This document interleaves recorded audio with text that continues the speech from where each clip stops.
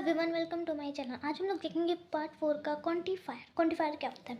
Quantifier are a type of determiner that tells the amount of an uncountable noun और the number of a countable noun. Some common quantifier are, कुछ common हमारे quantifier क्या होते हैं? पहले हम quantifier देखेंगे। क्वांटिफायर जो होता है एक टाइप क्या है, डिटरमिनर है जो बताता है अनकाउंटेबल नाउन को और काउंटेबल नाउन को। यहाँ पे हमारे कुछ क्वांटिफायर हैं जैसे some, any, much, some, any, much, many, a lot, few, several and enough. ये हमारे कुछ क्वांटिफायर्स हैं। हम सम कहाँ यूज़ करते हैं? सम हम कहाँ यूज़ करते हैं? जहाँ पे हमें एग्जैक्ट नंबर और अमाउंट ना पता हो, वहाँ पर हम सम यूज़ करते हैं। There are some good books in the library. यहाँ पर कुछ अच्छे बुक हैं लाइब्रेरी में, लेकिन हमें उन बुक्स का नेम नहीं पता, उसका नंबर, उसका अमाउंट नहीं पता है। I had some rice in the afternoon. मेरे पास कुछ राइस है, कहाँ? आफ्टरनून में। तो यहाँ पे हमें किसी एग्जैक्ट अमाउंट या फिर नंबर के बारे में नहीं पता है, वहाँ पे हम सम यूज़ करते हैं। फिर नेक्स्ट है इन question when we are sure the answer is yes. किसी क्वेश्चन में जब हम उसका आंसर पता हो कि ये आंसर वही है, वहाँ पे हम सम का यूज़ करते हैं। Haven't you kept some juice in the fridge? क्या तुमने कुछ जूस फ्रिज में नहीं रखा है? ये क्वेश्चन, इसका आंसर हमें पता है कि हमने रखा है। Did you give her some books yesterday? क्या तुम उसे कुछ बुक्स दे सकते हो? In question that make request or extend an invitation. अब हम सब कहाँ यूज़ करते हैं? जहाँ पे रिक्वेस्ट एक्सटेंड होता है या फिर इन्विटेशन में। Could I have some juice? क्या मैं कुछ जूस ले सकती हूँ? Would you like some cake? क्या तुम्हें केक पसंद है? वहाँ पे हम रिक्वेस्ट कर रहे हैं या फिर एक्सटेंड कर रहे हैं इन्विटेशन। विथ काउंटेबल नाउन के साथ हम यूज़ करते हैं इन इविलेंट इन द मीनिंग। जहाँ पे मीनिंग हो ऑफ फ्यू स्मॉल नंबर, वहाँ पे हम यूज़ करते हैं। There are some cups and plates on the table. यहाँ पर कुछ कप्स और प्लेट्स हैं टेबल पे। विथ अनकाउंटेबल नाउन के साथ हम यूज़ करते हैं जहाँ पे जैसे लिटिल और स्मॉल क्वान्टिटी में है। Is there some coffee in the pot? क्या यहाँ पे कॉफ़ी है इस पॉट में? तो अनकाउंटेबल मतलब कि जिसे हम काउंट नहीं कर सकते हैं, वो किस में आता है? लिटिल में आता है, स्मॉल क्वान्टिटी में आता है। To express a large number or amount. अब इसमें सम का यूज़ कहाँ करते हैं? किसी बड़े नंबर में या फिर अमाउंट में हम यूज़ करते हैं। I did not visit her again for some year. मैंने उससे बहुत साल, कुछ ईयर तक विजिट नहीं किया, मतलब मैं कुछ साल तक वहाँ पे नहीं गई। It took him some years to find out the truth. उसे कुछ साल लगे सच को पता लगाने में। तो यहाँ पे किसी लार्ज नंबर, यहाँ पे बहुत लॉन्ग टाइम के बारे में बात कर रहा है या फिर अमाउंट के बारे में बात कर रहा है। To emphasize that we do not know the identify of a person or thing। हम किसी भी पर्सन को आइडेंटिफाई नहीं कर सकते हैं। और if we think their identity is not important, in such cases we use sum with a singular countable noun। यहाँ पे हम सिंगुलर काउंटेबल नाउन के साथ यूज़ करते हैं इंस्टेड ऑफ ए और एन, मतलब वहाँ पे ए और एन नहीं होगा। We plan to spend the night in some rest house. हमने प्लान किया कि हम कुछ दिन तक नाइट को स्पेंड करें रेस्ट हाउस में। तो ये था हमारा सम, जहाँ पे नंबर, अमाउंट, काउंटेबल में आए सम, फ्यू, अनकाउंटेबल में लिटिल क्वांटिटी और लार्ज नंबर क्वांटिटी। जहाँ पे क्वेश्चन पूछे उसका आंसर पता हो, वहाँ पर हम सम का यूज़ करते हैं। Any is use. अब हम देखेंगे एनी कहाँ यूज़ किया जाता है। इन नेगेटिव सेंटेंस में हम एनी यूज़ करते हैं। There is not any work for you. यहाँ पे कोई वर्क नहीं है तुम्हारे लिए, तो यहाँ पे नेगेटिव सेंटेंस आ रहा है, मतलब जहाँ पे नॉट आए वहाँ पे हम एनी यूज़ करेंगे। फिर इन इंट्रोगेटिव सेंटेंस, इंट्रोगेटिव मतलब हमारा होता है क्वेश्चन मार्क। जहाँ पे क्वेश्चन मार्क है वहाँ पे हम एनी यूज़ करेंगे। Do you have any ice cream left? वहाँ पे कोई आइसक्रीम बचा हुआ था, वहाँ पे हम देखिए यहाँ पे क्वेश्चन मार्क आ रहा है, तो मतलब जहाँ पे एनी आए वहाँ पे क्वेश्चन मार्क हम यूज़ करेंगे। आफ्टर हार्डली, स्केली एंड बेली, जहाँ पे हमारा वर्ड जैसे हार्डली, स्केली, बेली है, उसके साथ हम एनी यूज़ करेंगे। There is barely any money left in the bank? क्या है यहाँ पे बेली, कोई पैसा बचा हुआ है बैंक में। There are scarcely any tree in this area? क्या यहाँ पे कोई पेड़ है इस एरिया में। और फिर there is hardly any water in the cat? क्या उस टैंक में पानी है। After if when there is some doubt. अब क्या है, अब इसमें क्या है, इफ़ के बाद अगर कोई डाउट हो तो वहाँ पे भी हम एनी का यूज़ करते हैं। If you have any difficulty you may come to me for help. अगर तुम्हारे पास कोई कठिनाई, तुम किसी मुसीबत में हो कि कोई डिफ़िकल्ट है, तो तुम मेरे पास हेल्प के लिए, मदद के लिए आ सकते हो।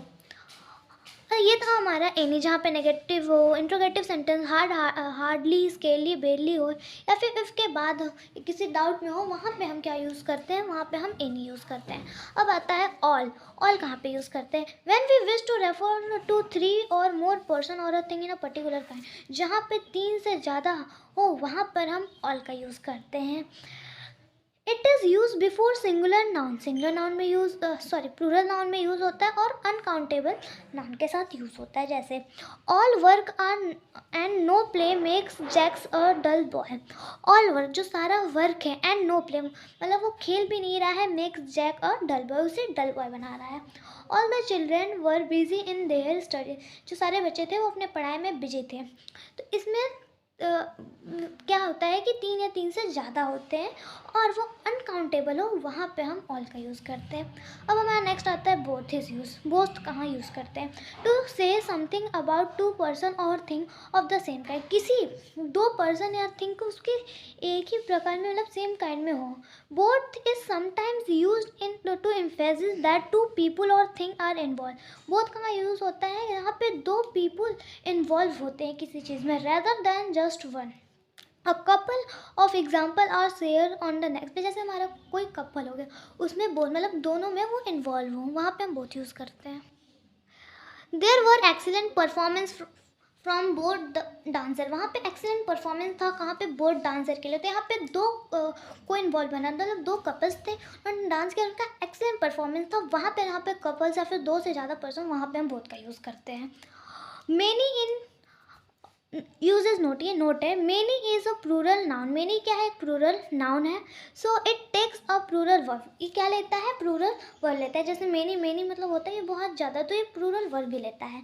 बट मेनी ए और एन जो है क्वालिफाइज अ सिंगुलर नाउन। लेकिन जो ए और एन हमारा क्या है? सिंगुलर नाउन को क्वालिफाई करता है। And is followed by singular verb. और किससे फॉलो किया जाता है? सिंगुलर वर्ब से। जैसे एग्जाम्पल में मेनी और ट्री वॉज कट डाउन, बहुत सारे पेड़ को काट दिया गया, तो यहाँ पे वॉज आ रहा है। यूजिंग मेनी, ए और एन इज अनकॉमन। जो मेनी में ए और एन है वो अनकॉमन है। Many plus plural noun or plenty of plus plural noun is use instead. Many trees were cut down, plenty of tree were cut down. इसमें हम many tree भी लिख सकते हैं या फिर प्लेंटी ऑफ ट्री भी लिख सकते हैं। अब आता है मेनी और मच का यूज़ किया जाता है। Much is use before uncountable noun to denote quantity. Much का यूज़ किया जाता है जहाँ पे अनकाउंटेबल ना हो और वो किसी क्वांटिटी को डिनोट करे।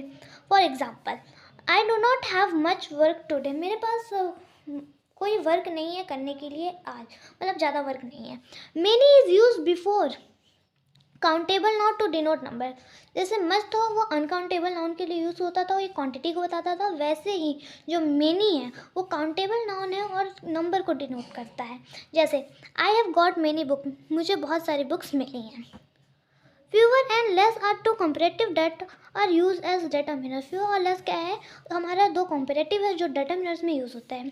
फॉर एग्जाम्पल में less is use to refer to an amount of something that is smaller than another amount. Less कहाँ पे है?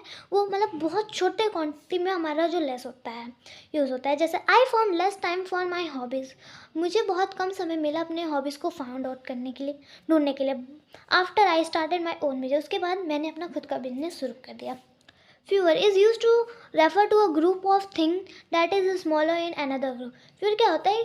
ये ग्रुप में होता है।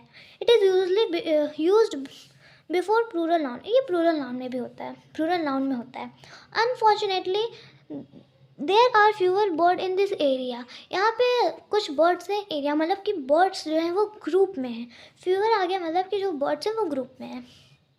फिर उसके बाद few और few, the few हम कहाँ यूज़ करते हैं वो देखेंगे। फ्यू में नॉट मेनी और हार्डली एनी।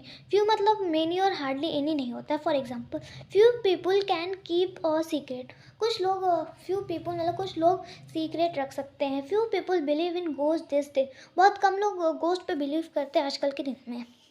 और फ्यू मेन स्मॉल नंबर और सम। फ्यू मतलब क्या होता है? कोई स्मॉल नंबर या फिर सम। फॉर एग्जाम्पल जैसे we will be away for a few day. हम लोग दूर रहेंगे फ्यू डे, कुछ दिनों के लिए। I shall return your notes in a few days. मैं तुम्हारा नोट्स कुछ दिनों में पहुँचा दूँ, मतलब कि वो स्मॉल नंबर मतलब वो ज़्यादा टाइम नहीं टेक करेगा, लेगा नहीं। और फिर द फ्यू आता है। दो few mean not many but all of them. दो फ्यू क्या होता है, ज़्यादा नहीं लेकिन वो ऑल ऑफ देम में होता है। I will invite the few friends I have. मैं अपने कुछ दोस्तों को इन्वाइट करूँगा जो मेरे पास है। तो मतलब इसमें क्या कर रहा है, नंबर शो कर रहा है कि मैं कुछ दोस्तों को इन्वाइट करूँ, मतलब जो उसके पास 4 5 6 रहेंगे सिर्फ उतने को इन्वाइट करेगा। तो इसमें हम क्या यूज़ कर रहे हैं, जहाँ पे नंबर्स है वहाँ पे हम फ्यू यूज़ कर रहे हैं। फिर उसके बाद आता है लिटिल और little the little. Little mean not much और हार्डली एनी। लिटिल मतलब होता है न ज़्यादा न कम, न लिटिल होता है। There is a little hope for her success. उसकी सक्सेस में लिटिल मतलब थोड़ा होप है। She has little appreciation of classical music. उसके पास क्लासिकल म्यूज़िक का एप्लीकेशन है। और लिटिल हम कहाँ यूज़ करते हैं, और लिटिल में सम और स्मॉल क्वांटिटी। और लिटिल क्या होता है, वो सम होता है, स्मॉल क्वांटिटी में वो भी होता है। It has a positive meaning. और लिटिल का हमेशा पॉजिटिव मीनिंग होता है। और little patience is required to tackle her. जो एक कुछ पेशेंस है उन्हें रिक्वायर चाहिए टैकल हर के लिए। और little knowledge is a dangerous thing. थोड़ा सा लिटिल मतलब थोड़ा नॉलेज डेंजरस थिंग है। The little mean not much but all of that much. और द लिटिल मीन्स होता है नॉट मच, ज़्यादा नहीं, बट ऑल दैट मच, लेकिन वो पूरा है उतने में ही। I have use up the little milk. मैंने यूज़ किया था वो लिटिल मिल्क मतलब थोड़ा दूध। That was in the fridge, जो फ्रिज में था। तो अभी तुमने देखा कि क्वांटिफायर्स क्या होते थे। ये हमारा था क्वांटिफायर्स का टॉपिक। उसके बाद हम देखेंगे distributive. So thanks for watching my video. Please like, subscribe and share my video.